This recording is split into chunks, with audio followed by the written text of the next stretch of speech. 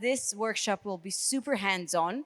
So prepare to be comfortable in your skin and to do some improv. And with that, Dan, please welcome on stage. Thank you.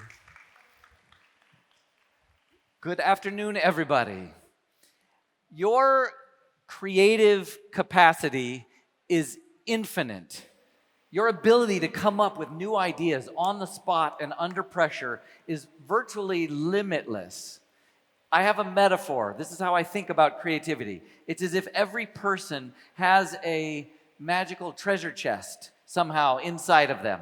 And anytime they need a creative idea, all they have to do is reach for that treasure chest and open it up. And inside it's filled with gems and jewels and goblets and amulets, elixirs, potions, anything you need.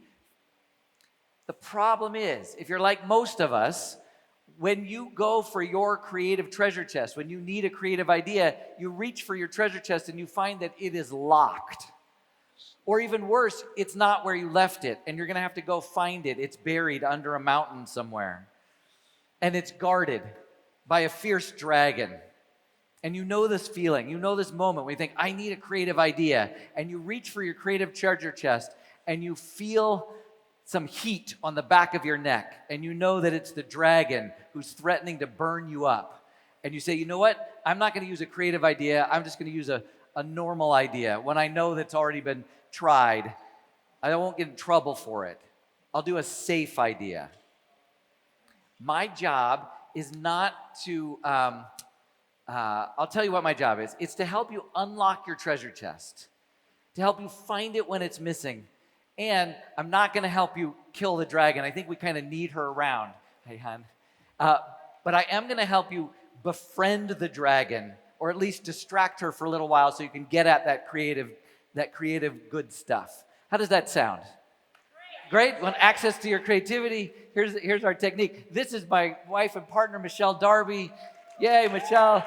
She's a brilliant actor, performer, director, storyteller. She and I get to teach together all the time. We teach storytelling together. She just ran a session over there. I got to be her assistant. We teach improv all the time. She's going to kind of be my assistant for these exercises. But in order to do it, I actually need you all up front. So everyone come up to the front of the room, and we're going to stand up, put your hands free, leave your stuff on your chairs.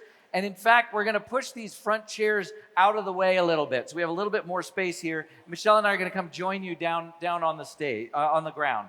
I have yes, you got a mic. And my...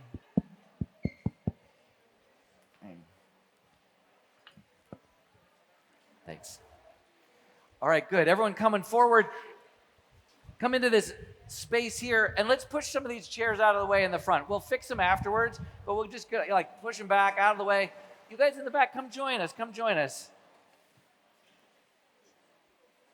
All right, let's see. Everyone coming into this space, good. Come on in here, and here's what I want you to do. I want you to walk around randomly without bumping into anyone. You can brush by them, but don't crash into anyone. Without talking. You're going to wander around without saying a word. You don't have to come up with anything to say. You're not allowed to come up with anything to say. You're going to walk around and you're going to make eye contact with people as you pass by. Let's just walk around randomly. Walk around randomly.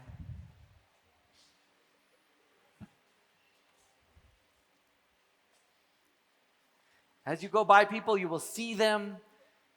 Without speaking, notice that every time you make eye contact with someone, there is some communication. Without words, something is communicated. Go ahead, see if you can speed up a little bit. I know it's crowded. That's kind of the point.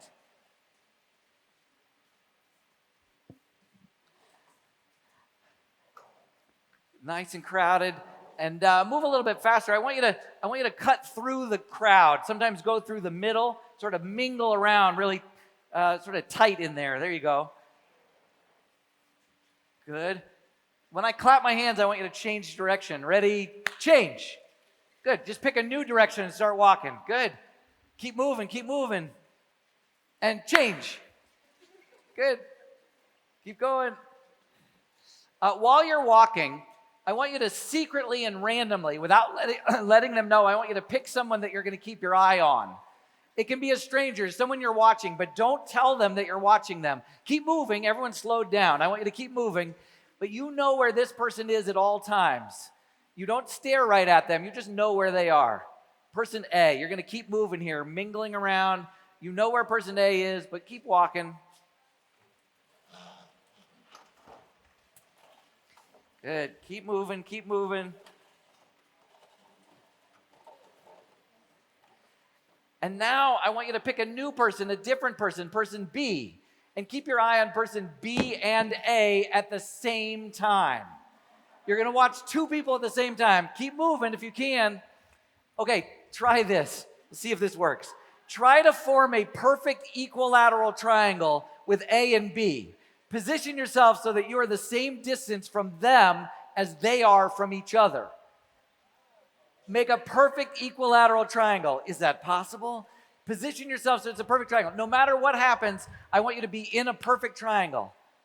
By the centimeter, exactly right. If they move, you have to move.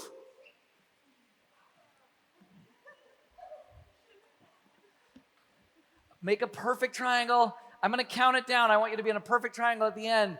5, 4, 3, 2, 1, freeze. All right, good. Raise your hand if you've got a perfect equilateral triangle right now. Amazing. Raise your hand if it's more like an isosceles triangle or scalene triangle. Great. Can you point at your corners? Who are you tracking? Who are your people? Oh, nice. Nice. All right, good. Let's relax for a second. I just want to check in with you guys. How did that go? I know that's a strange exercise to do right now. How was it to do? Chaotic. You got it easy.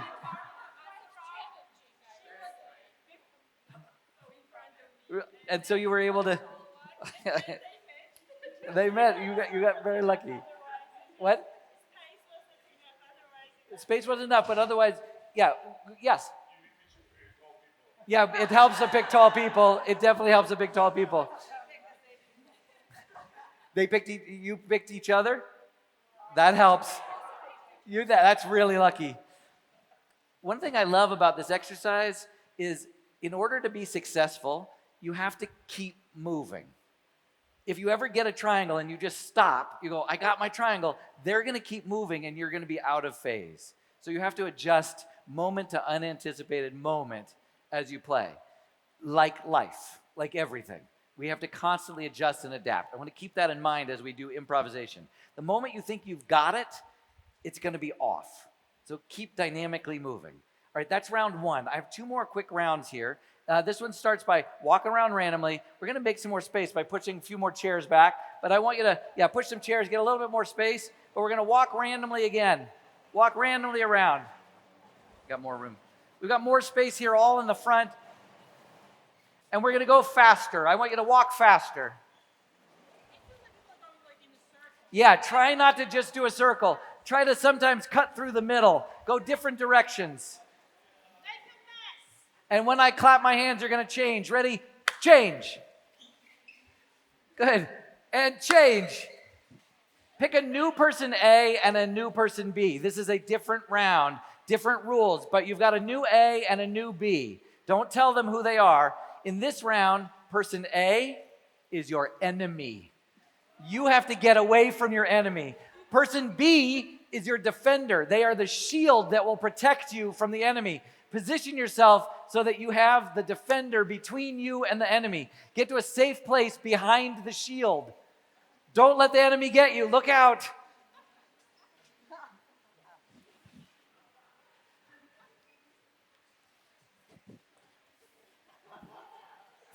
Try to get to a safe place before I count down.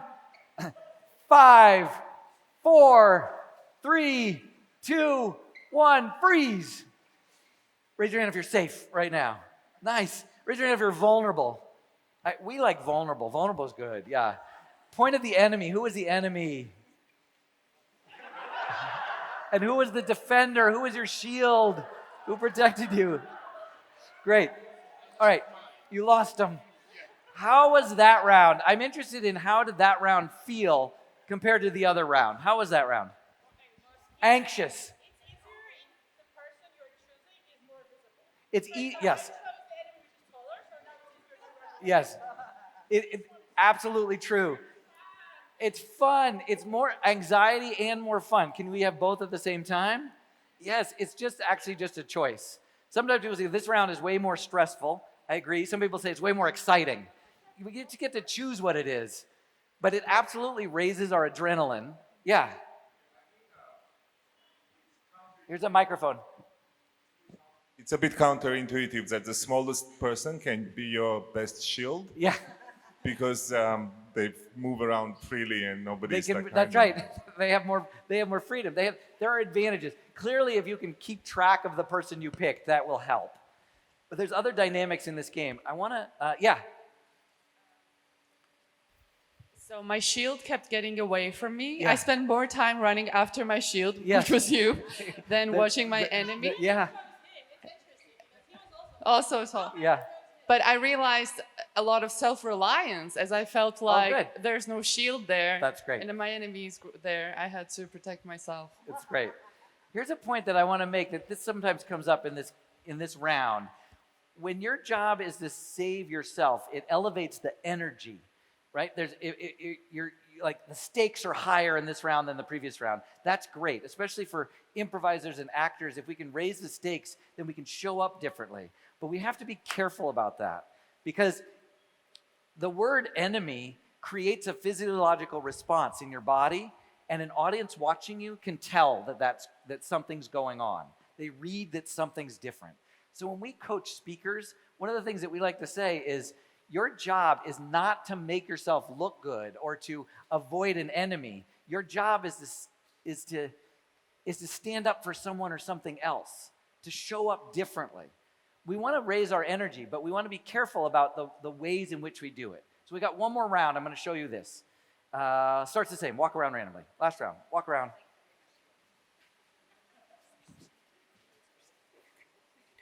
I'm trying to think of where that would be. Oh, thanks. And change direction. And good. And pick a new person A and a new person B. Oh, I don't know how this is going to work. Let's see how this goes. I'm going to tell you a little bit of a story. You've got a new A and a new B. Listen carefully to this. Person A is a global treasure.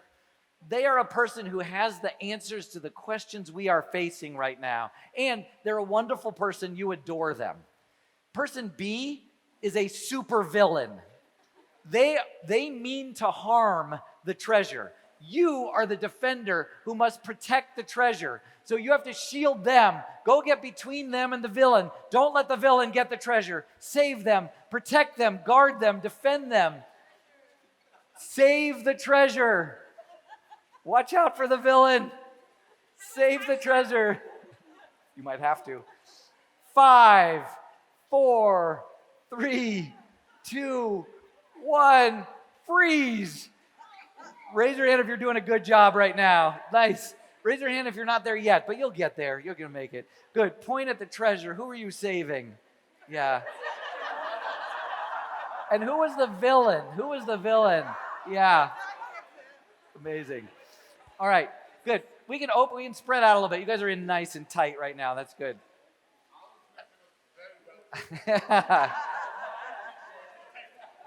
So let me ask. I know it was very what was different in that round from the previous rounds? More focused. You were more concerned about the treasure. People feel different in this round. They feel like they've got a purpose. They've got a job to do. They also get a lot closer together, which is fascinating. When your job is to save yourself, oftentimes when we do it with more space, the room kind of scatters because people are kind of running away. When your job is to save someone else, we all come together. This is the first exercise that we like to do when we're teaching improvisers, because that's your job when you're improvising. It's not to look good. It's not to be clever and creative and funny and be the star of the show. It's to defend and guard and protect and support your team. And we all come together. And when you have purpose, you show up differently. You stand up a little bit taller and straighter. Michelle, in her last section on storytelling, was talking about heroic neutral, where we lift our sternum up a little bit. I watch people do this. In round 2, their adrenaline goes up. But in round 3, they take up more space. They have more courage and confidence, and you're more compelling. And that's not why you do it. You do it because you have a job to do. which is to stand up for someone or something else. That's where you tap into your power. So we're going to use that as we explore some of these creative, collaborative exercises. It's not about you, it's about standing up for other people. Here's the first exercise. Grab a partner. Any one partner, anyone near you, introduce yourself. This is secret handshake. Are you just having a secret handshake?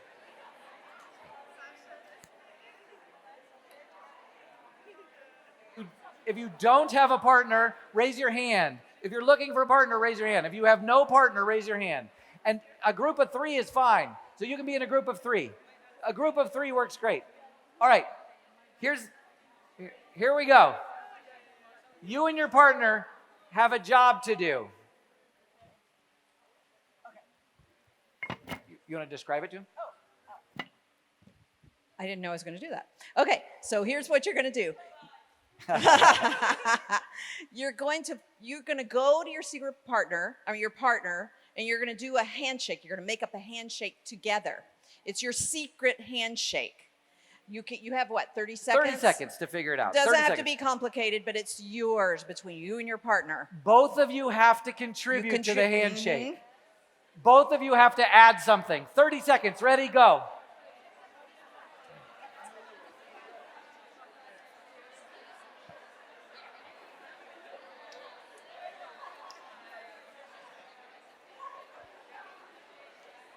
Okay, great. Now, practice your secret handshake. Do a practice round with your partner. Practice round, Practice round. Okay. Walk away. Now, walk away from your partner. Walk away from your partner. Say goodbye, walk away. Walk away. Mingle around in the space the way you have been.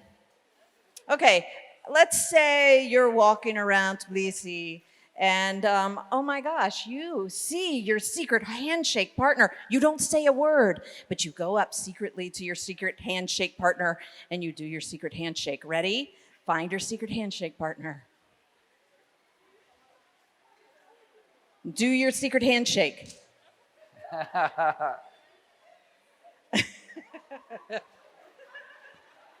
Awesome. Okay, great. How was that? That was good? Woohoo! You feel a connection with your partner? Yes. It's such a silly little exercise, and yet we find this is the case every time. There's a few different channels of connection we're playing with here. One of them is having a secret between, even if it's an open secret, there's still it's a special thing between you that helps cause a bond. There's also the physical contact. Part of the reason we want you in this crowd bumping into each other is because it really actually generates connection. This physical contact generates connection. But the third piece is that you collaborated, you worked on this together. You co-collaborated. When we work together to form something, we create a bond.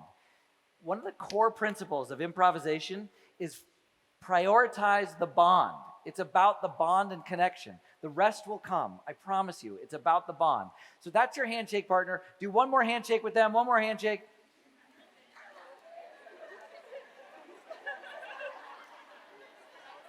And I want you to go find a group of about 5 people. It's okay if it's 4, it's okay if it's 6, but shoot for 5. A group of 5 people, and introduce yourself. Group of 5 or 6 people, new people. I'm gonna do a good.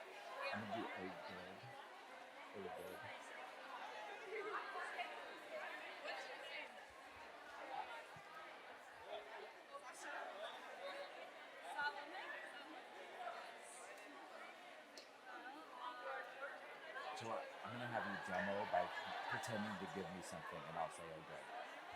All right. You got a group of about 4, 5, or 6. See if you can learn each other's names. See if you can teach everyone your name in the group. Teach everyone your name.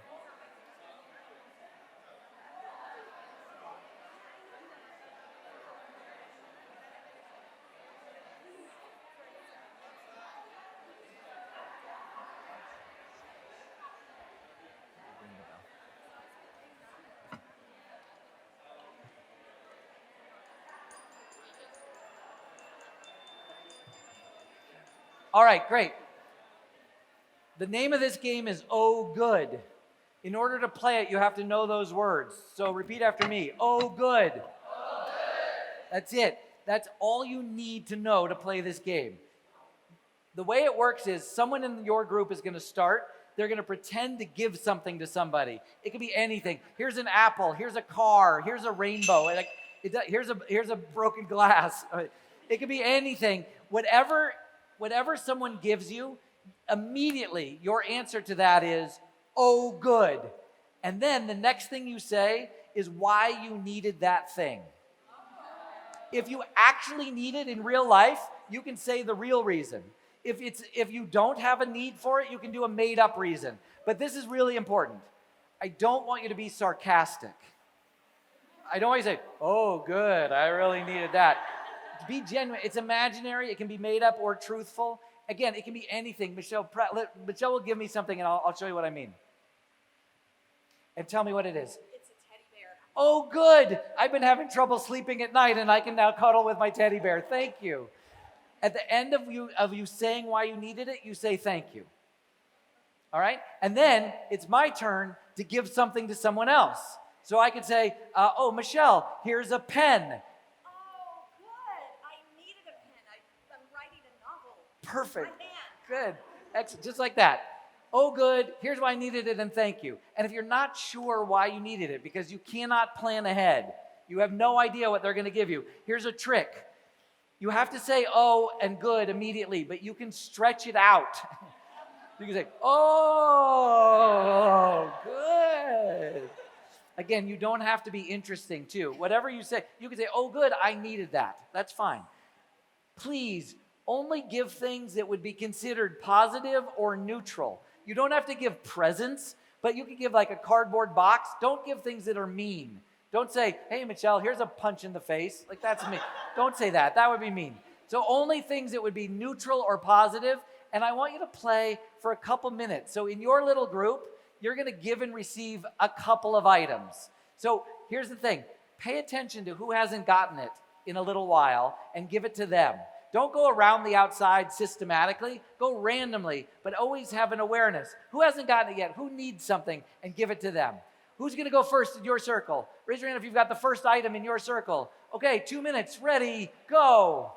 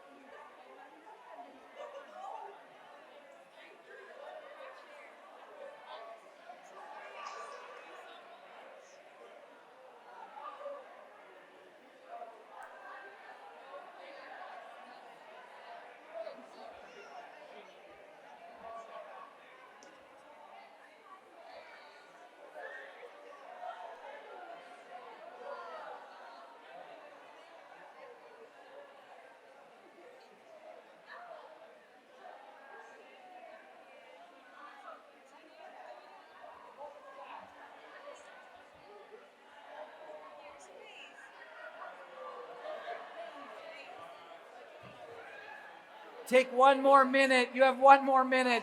Keep giving more things. 1 more minute.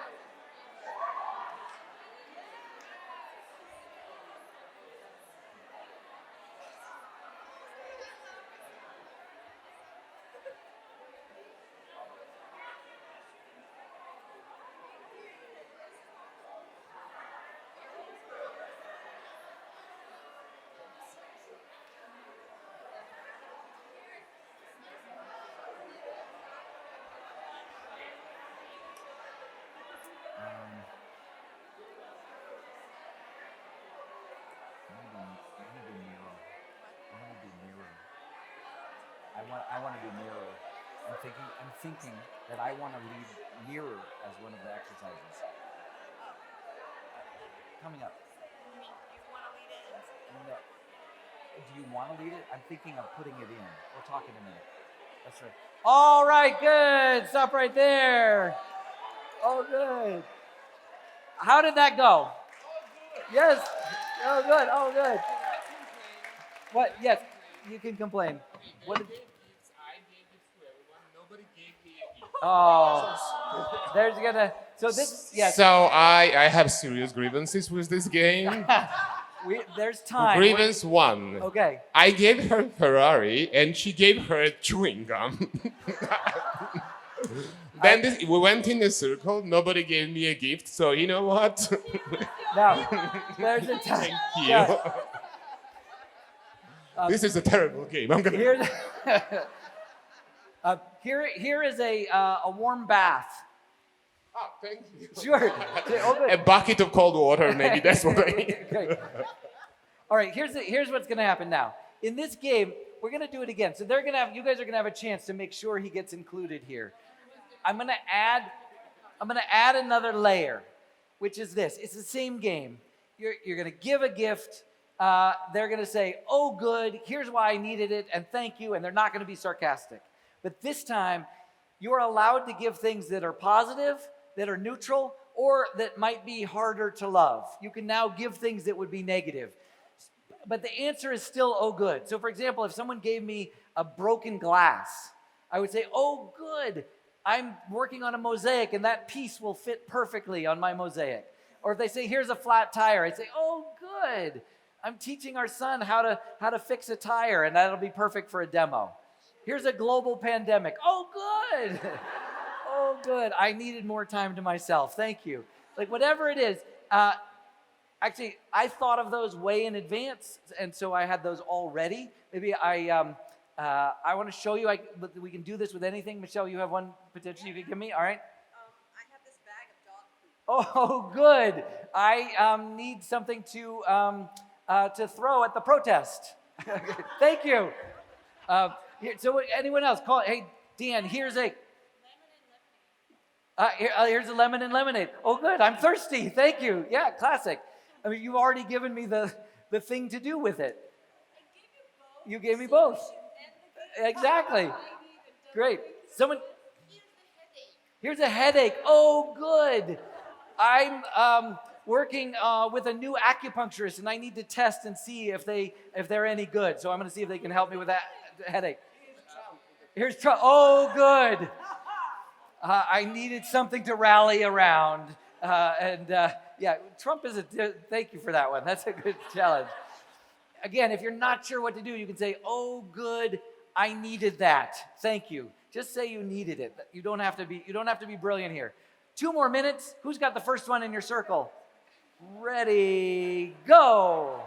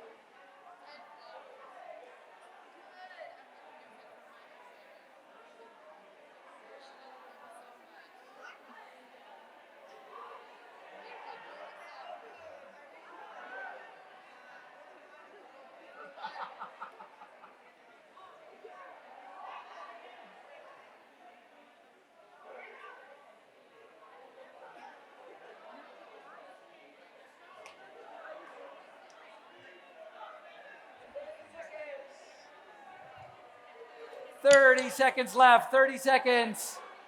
Who else needs to get something? 30 seconds.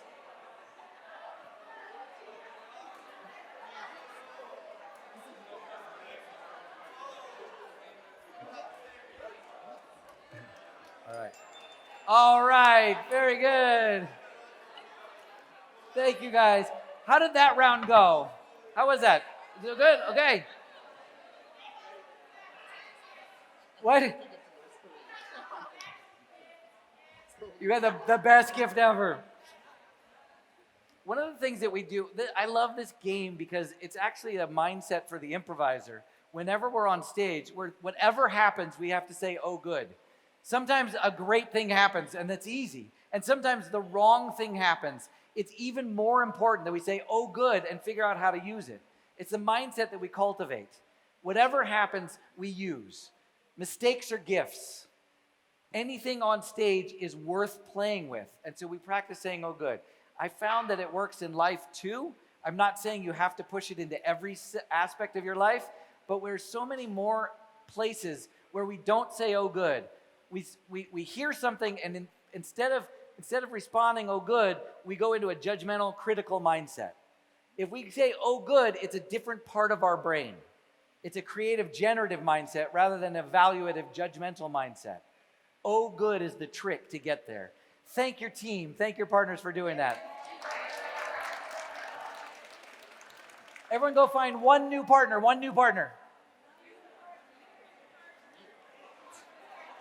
A new partner in a different group, from a different group. One partner. If you don't have a partner, raise your hand. If you're looking for a partner, raise your hand. And then you'll find your partner. Someone else who's raising their hand. Who needs a partner? If we have, great. We can't do an odd number. There we go. Who else? Anyone else need a partner? You need a partner. Will you? There's one over there. Great. Who needs a partner? You need a partner. Will you come be Michelle's partner up on the edge of the stage here? You're awesome. All right. Here's how this works. You and your partner are gonna very quickly. You're gonna simplest exercise I can give you. You're gonna count to 3, back and forth. You're gonna alternate 1, 2, 3, 1, 2, 3. Can you guys demo what this might look like? Michelle says 1, 2, 3. And then you start over. 1, 2, 3. 1, 2, 3. 1, 2, 3. Good, good. Just like that. Here's the deal. I want you to try and go as fast as you can without messing up. But this is really important. This is really important. If you mess up, counting to 3, nothing happens. There's no penalty. Just start over and see if you can do it even faster. The whole goal of the game is to see what your maximum speed is. 1, 2, 3, 1, 2, 3, 1, 2, 3. Ready, go. 1, 2, 1, 2, 3. 1, 3, 1, 2. 1, 2, 1, 3,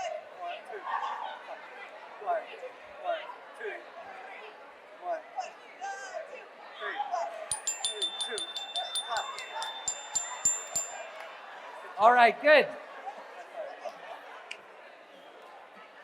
Raise your hand if you had any success. Any success. Great. Raise your hand if you made any mistakes. Look at that. It's almost everybody.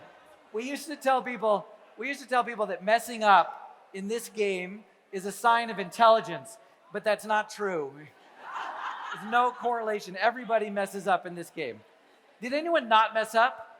Did anyone not make any mistakes? Amazing, amazing. If you're not messing up in this game, you're doing something wrong. But without listening, I can guess what it is. You were probably being too cautious. Even if you were going fast, you weren't going maximum speed. We never found out what your maximum speed was. That's okay. We're going to do another round. Because this game is actually designed for the mistakes. That's what we're interested in. What happens when you make a mistake? What do you do when you make a mistake in this low-stakes game? What did you do? Did you notice physically in your body or in your face what you did the moment you made a mistake? We laugh and went, by the way, laughter is a great response to failure when the stakes are so incredibly low. If it's low stakes, we can laugh and start over. That's a superpower. Do that. Keep that. But there's like a physical gesture. Actually, that's what I want you guys to tune into. Besides laughing, before laughing, what does it feel like in your body the moment you realize you messed up? What does your face do? What does your body do? We're going to make it harder for you guys to join in. You're going to go back and forth, 1, 2, 3, 1, 2, 3. Only this time, whenever it's your turn to say the number 1, don't say anything. Replace the 1 with a clap. So it looks like this. Start slow. 2, 3, 2, 1. Good, exactly. Perfect. And then he covered his face, just like that. That's what I want you to do. Clap 2, 3, clap 2, 3. Notice what you do when you mess up. Go really fast. Go. 2, 1, 3, 2, 3, 2, 3, 2. All right.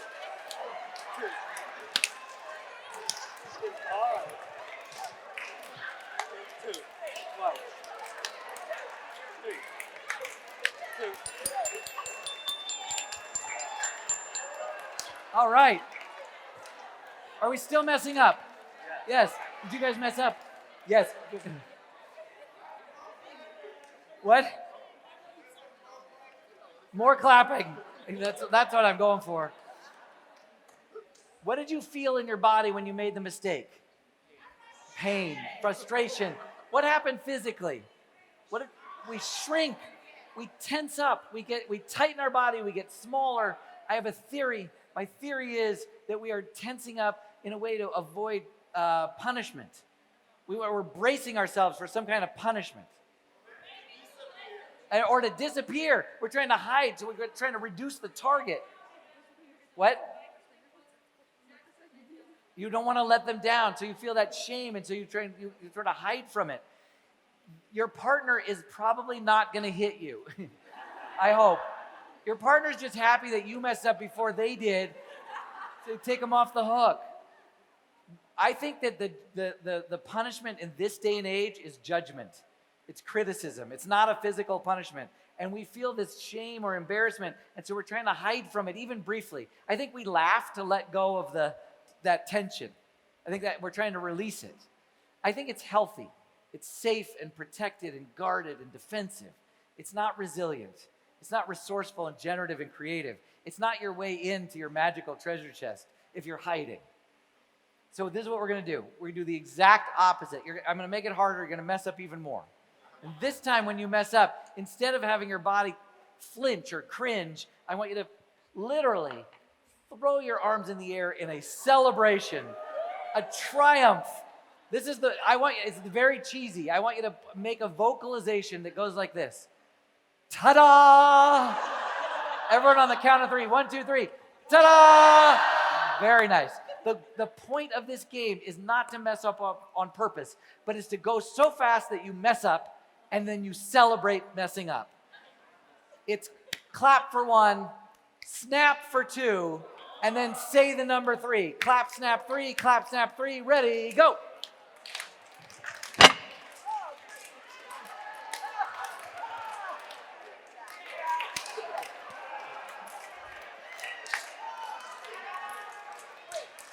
Ta-da! 3.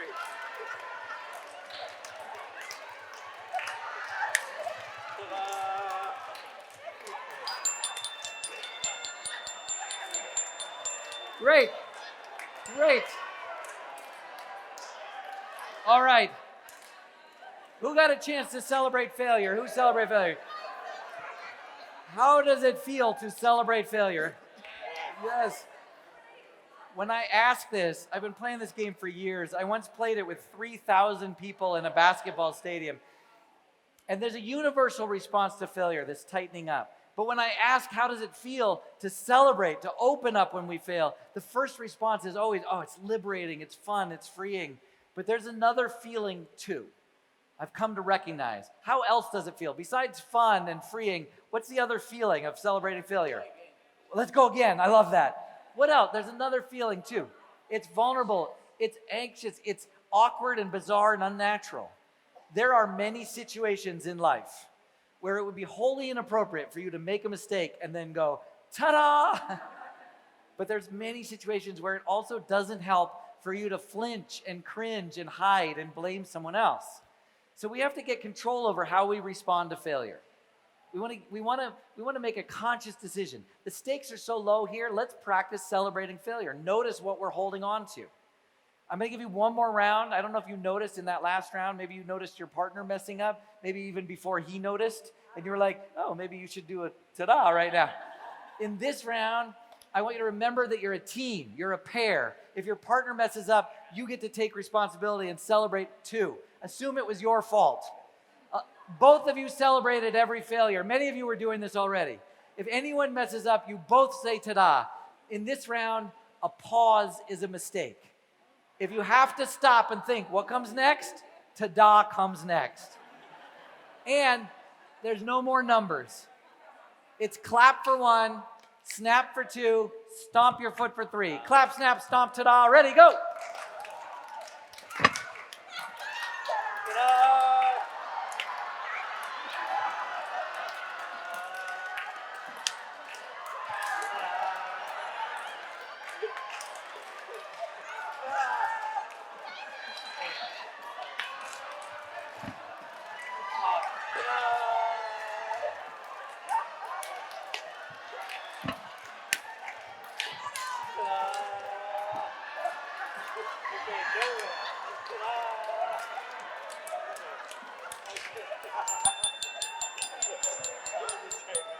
All right, great. Give your partner a high five. How do you feel? How do you feel about your partner right now? How do you feel about your partner? It's great. Partner, thank you so much for doing it. Thank him for jumping up on stage and doing that.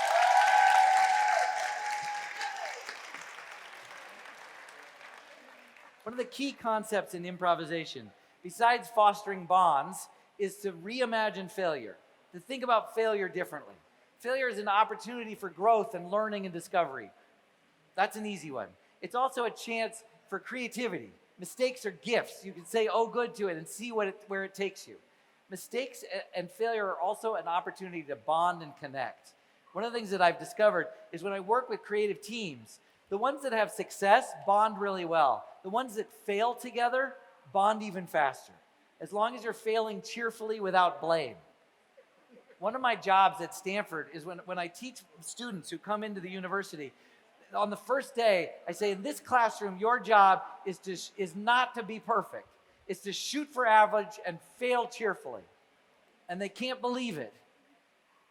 But after a few weeks of practicing, of messing up and celebrating and supporting each other and discovering things that happen when we fail, if we don't hide and blame other people, I see the armor start to crack off and they emerge as a better version of themselves.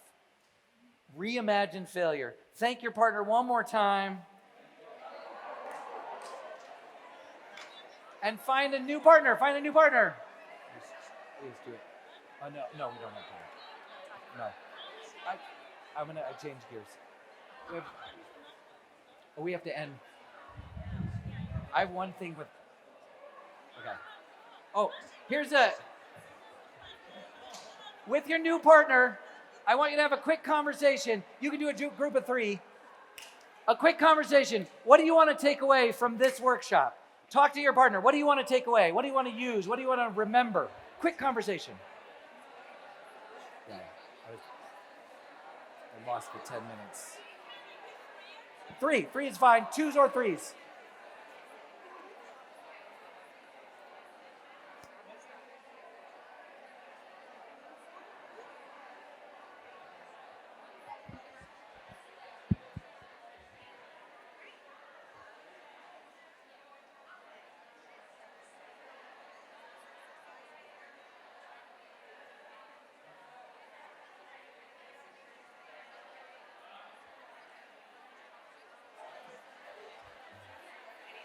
Take 30 more seconds, 30 seconds.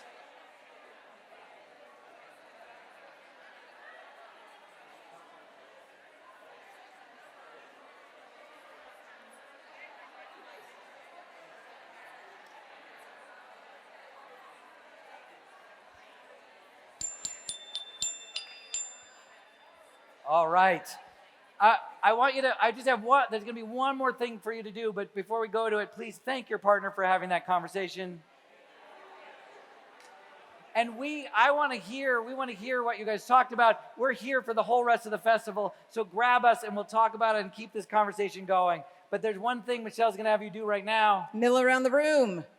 Mill, walk, quickly. All right. You are on this in this arena where you have Zeg is happening, and you see your secret handshake partner. Go to your secret handshake partner and do your secret handshake. Find them. And you can make noise this time if you want. Find them.